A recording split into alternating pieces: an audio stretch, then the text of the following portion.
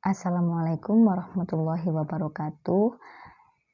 Baik, kita berjumpa lagi di kegiatan yang ketiga.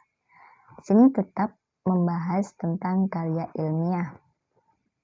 Setelah kalian mempelajari tujuan, esensi, bentuk penyajian, dan sistematika karya ilmiah, pada kegiatan pembelajaran ketiga kalian ini akan belajar mengenai kebahasaan karya ilmiah.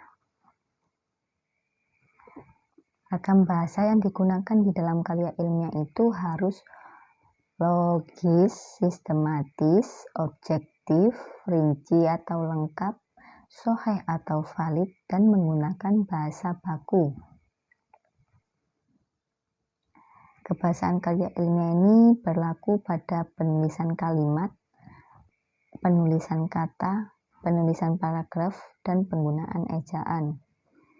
Objektivitas suatu karya ilmiah antara lain ditandai oleh pilihan kata yang bersifat impersonal.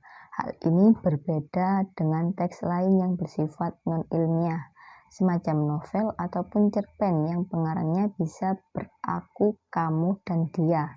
Kata ganti yang digunakan dalam karya ilmiah harus bersifat umum, misalnya penulis atau peneliti. Kaidah kebahasaan karya ilmiah yang pertama yaitu karya ilmiah memerlukan kelugasan dalam pembahasan. Lalu, karya ilmiah menghindari penggunaan kata dan kalimat yang bermakna ganda. Selanjutnya, karya ilmiah mensyaratkan ragam yang memberikan keajegan dan kepastian makna, serta ragam bahasa yang digunakan dalam karya ilmiah haruslah lugas atau bermakna denotatif, serta makna yang terkandung dalam kata-katanya harus diungkapkan secara eksplisit guna mencegah timbulnya pemberian makna lain. Lalu, kata baku perlu digunakan dalam karya ilmiah untuk menunjukkan bahwa tulisan tersebut bersifat formal. Selain kata baku, istilah pun akan banyak muncul berkaitan dengan isi karya ilmiah tersebut. Jika karya ilmiah membahas bidang pendidikan, maka istilah pendidikan pun akan sering muncul pada karya ilmiah tersebut. Karya ilmiah banyak menggunakan kata kerja mental sebagai duga dianalisis atau dipahami. Ragam bahasa yang digunakan karya ilmiah harus lugas dan bermakna denotatif. Makna denotasi atau makna denotatif adalah makna yang tidak mengalami perubahan sesuai dengan konsep asalnya. Makna denotasi disebut juga makna lugas. Kata ini tidak mengalami penambahan atau penambahan makna. Adapun makna konotasi adalah makna yang mengalami penambahan. Tambahan-tambahan itu berdasarkan perasaan atau pikiran seorang terhadap suatu hal.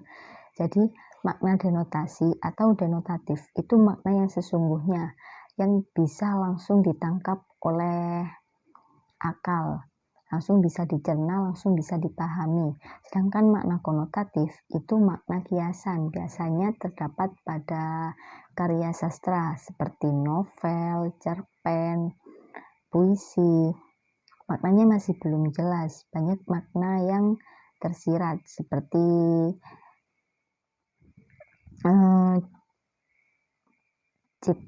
citraan seperti itu.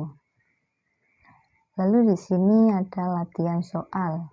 Kalian bisa lihat pada modul Bahasa Indonesia Karya Ilmiah halaman 16. Di sini disuruh membuat kalimat yang masing-masing menggunakan makna denotasi dan konotasi dari kata-kata di bawah ini. Buatlah pada buku kerjamu.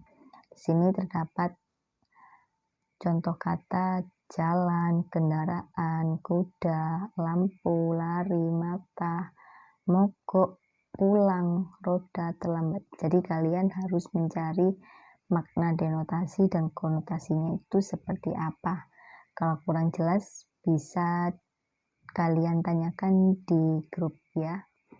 Selamat mengerjakan. Wassalamualaikum.